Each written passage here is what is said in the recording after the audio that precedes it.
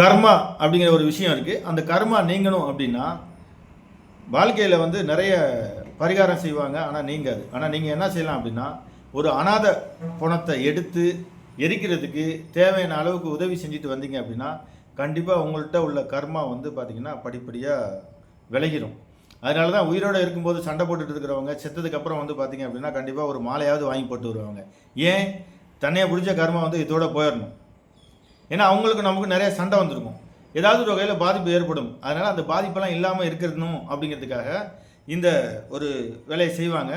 அனாதை பணத்துக்கு வந்து எரிக்கிறதுக்கோ இல்லை எடுத்து நீங்கள் அது ஒரு உதவியாக செஞ்சீங்க அப்படின்னா உங்களுக்கு கர்மா விலகிரும். ஜாதகத்தில் ஏதாவது தடைகள் இருந்தாலும் விலகிரும்.